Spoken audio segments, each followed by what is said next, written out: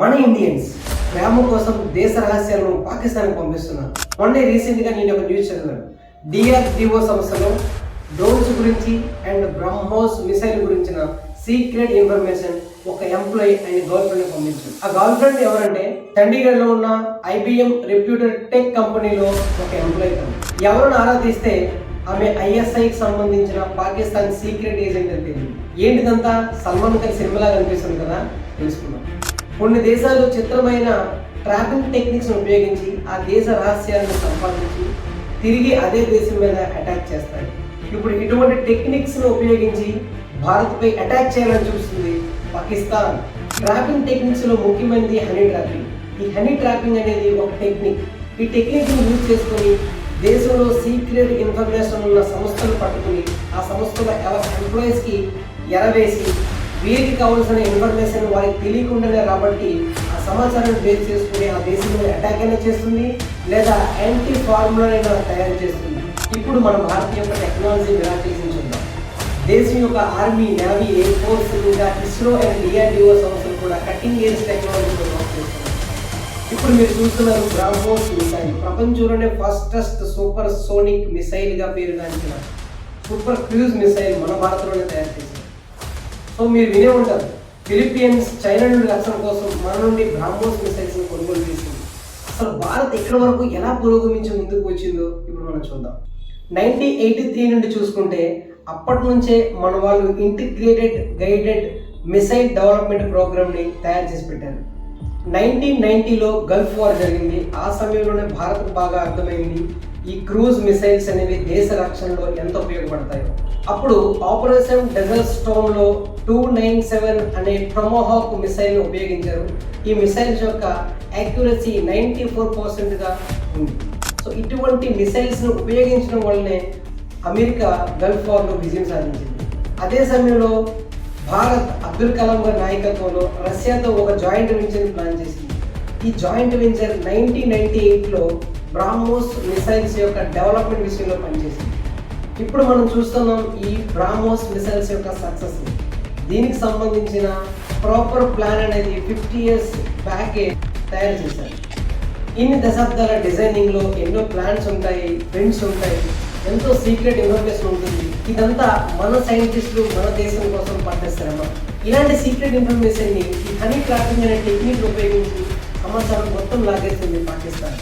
ఇన్ని దశాబ్దాల కాలం పాటు మన సైంటిస్టులు శ్రమ కృషి చేసిన తెలివి ఇదంతా కూడా కేవలం ఈ ట్రాపింగ్ టెక్నిక్స్ ఉపయోగించి మన పొరుగు దేశాలైన శత్రు దేశాలకి సమాచారం మొత్తం చేరవేస్తే మన దేశానికి ఎంత ప్రమాదకరంగా ఊహించగలమా? ఇన్ని దశాబ్దాల శ్రమ కూడా వృధా అయిపోతుంది కదా. ఓకే, ఇప్పటి వరకు మనం క్రూజ్ మిసైల్స్ గురించి తెలుసుకుందాం. ఇప్పుడు డ్రోన్స్ గురించి తెలుసుకుందాం. ఈ డ్రోన్స్ విషయంలో ఇరాన్ మొదటి స్థానంలో ఉంది. ఈ ఇరాన్ డ్రోన్ సహాయంతోనే ఇజ్రాయిల్పై అటాక్ చేసింది. ఇవే డ్రోన్స్ని రష్యా కూడా పంపిస్తుంది. ఈ డ్రోన్స్ సరిహద్దుల్లో ఎంతగానో ఉపయోగపడతాయి. భారత్ ఈ డ్రోన్స్ యొక్క ఉపయోగాన్ని అర్థం చేసుకుని DRDO సంస్థ ద్వారా డ్రోన్స్ని తయారు చేస్తుంది. బట్ వన్ థింగ్, మన దగ్గర ఆయుధం ఉందని శత్రువుకు తెలియాలి, కానీ ఆ ఆయుధాన్ని ఎలా తయారు చేస్తున్నామో శత్రువుకు తెలియకూడదు. అలా తెలిస్తే ఆ ఆయుధం కన్నా ఎంతో ప్రమాదకరం. దీని యొక్క పూర్తి డిజైన్ అనేది చాలా తేలికైన మరియు CO2 మెటీరియల్తో తయారు చేస్తారు. చాలా స్ట్రాంగ్గా ఉంటుంది. ఇది జియో ఆగ్మెంటెడ్ నావిగేషన్. దీనిని ఆకాశంలో ఉపయోగించడానికి చాలా హైలీ క్లారిటీగా తయారు చేస్తారు. మన DRDO దీనితో పాటు శత్రువుల నుంచి ఎదుర్కోవడానికి యాంటీ డ్రోన్ టెక్నాలజీని కూడా డెవలప్ చేస్తుంది. ఈ DRDO సంస్థ చాలా ప్రాజెక్టులను చేస్తుంది, కానీ అన్ని ప్రాజెక్టులను DRDO ఒకటే చేయదు. కొన్ని ప్రైవేట్ కంపెనీస్తో పార్ట్నర్షిప్ పెట్టుకుని ప్రాజెక్టులు చేస్తుంది. అటువంటి DRDOకి సంబంధించిన పార్ట్నర్షిప్ కంపెనీలో పనిచేస్తున్న వాళ్ళే ఈ ప్రవీణ్ మిశ్రా. ఇతనే భారత యొక్క రహస్యాలను పాకిస్తాన్కి పంపిస్తున్నారు. అసలు ఏం జరిగింది ఈ హనీ ట్రాపింగ్లో?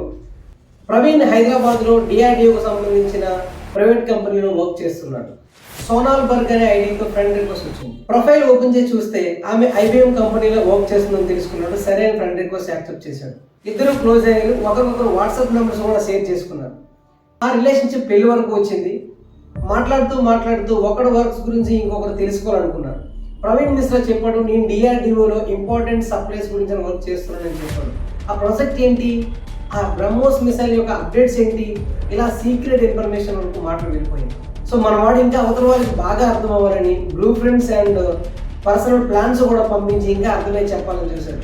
మన ఇండియన్స్ విశాఖం తెలియదు కదా, అవతల వాళ్ళు అడగాలని ఏదైనా చెప్పేస్తారు. తర్వాత చూస్తే సోనాల్ బర్గ్ అనే పేరు మీద అమ్మాయే లేదు. మనవాడు ఇప్పటి వరకు మాట్లాడింది పాకిస్తాన్ సీక్రెట్ ఏజెంట్ అనే విషయమే తెలుసుకోలేకపోయాడు. సో ఆ సీక్రెట్ ఏజెంట్ సిస్టమ్ అనేది మన ప్రవీణ్ మిశ్రా యొక్క సిస్టమ్ని హ్యాక్ చేయాలని చూశారు. సో ఇదంతా గమనించిన ఇంటెలిజెన్స్ ఏజెన్సీ ప్రవీణ్ మిశ్రాను అరెస్ట్ చేసింది. తర్వాత ఇన్వెస్టిగేషన్లో తేలింది ఏంటంటే ప్రవీణ్ మిశ్రా ఒకరితోనే కాదు, మిగిలిన మరికొంతమంది ఎంప్లాయీస్తో కూడా ఇటువంటి సంఘటనలు జరిగింది. దీనినే అంటారు హనీ ట్రాపింగ్. ఈ హనీ ట్రాపింగ్లో 3 స్టెప్స్ ఉంటాయి. స్టెప్ 1, అలాంటి వ్యక్తులు వెతకడం మొదలు పెడతారు ఎవరి దగ్గర సీక్రెట్ ఇన్ఫర్మేషన్ ఉంటుంది. స్టెప్ 2, వాళ్ళతో ఇంటర్నెట్ ద్వారా కమ్యూనికేట్ అయ్యి వాళ్ళతో కన్సల్ట్ చేస్తారు. స్టెప్ 3, వాళ్ళ దగ్గర ఉన్న సీక్రెట్ ఇన్ఫర్మేషన్ అంతా లాగేసి దేశాన్ని నష్టం కలిగిస్తారు. ఇది సెక్సువల్ రేస్లో ప్రేమ అనే ఎర్రని రుచి చూపి ఒక తీయని మాయలో లాగేస్తారు. ఎవరైతే ఆ మాయలో పడతారో వాళ్ళ నుంచి చేసే మొదటి పని ఇదే. ఈ కేసు ఒకటే కాదు, గత సంవత్సరం మరో కేసు వెలుగులోకి వచ్చింది. ప్రదీప్ గుల్కర్, ఇతను ఒక సీనియర్ సైంటిస్ట్. ఇతను కూడా సీక్రెట్ ఇన్ఫర్మేషన్ మొత్తం పాకిస్తాన్ ఇంటెలిజెన్స్తో షేర్ చేశాడు. దానిలో అగ్ని-6, MBDA, BrahMos and Rustam missiles యొక్క క్లుప్త సమాచారం దానిలో ఉంది. ఈ కేసు కోర్టుకు వెళ్ళింది. DRDO ఏం చెప్తుందంటే ఈ ప్రదీప్ గుల్కర్ అనే వ్యక్తి చాలా సీనియర్ సైంటిస్ట్ అని, అతను Akash launchers mission critical ground system తయారీలో అతని పాత్ర ఉందని చెప్పింది. అతను డిజైనింగ్ ఇంజనీరింగ్ ప్రాజెక్ట్లో చాలా యాక్టివ్గా ఉంటారని చెప్పింది. అతనే hyperbaric chamber system, high pressure mnemonic system, mobile power supply, missile launcher series సిస్టంలో కూడా ఆయన పాత్ర ఉందని చెప్పింది. అతను వచ్చే సంవత్సరం రిటైర్ అవ్వాల్సి ఉంది. రిటైర్ అవ్వడానికి కొన్ని రోజుల ముందే ఈ సంఘటన వెలుగులోకి వచ్చింది. చూసారా ఫ్రెండ్స్, ఒక అమ్మాయి మాయలో దేశ రహస్యాలను శత్రు దేశాలకు పంపిస్తున్నారు. ఇదంతా చూస్తుంటే నాకు ఒక సంఘటన గుర్తొస్తుంది. మా స్కూల్లో టాయిలెట్స్ మీద హిందీలో ఒక కొటేషన్ రాస్తుంది.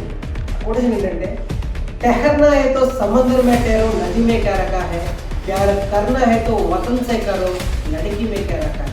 అసలు పాకిస్తాన్ యొక్క ప్లాన్స్ ఏంటి, పాకిస్తాన్ ఇంకా మన నుంచి ఏమేమి దొంగలిస్తుంది, ఇటువంటి సంఘటనలు జరగకుండా ఉండడానికి భారత్ ఎటువంటి జాగ్రత్తలు తీసుకోవాలి అనే అన్ని విషయాల గురించి మనం పార్ట్ 2లో మాట్లాడుకుందాం.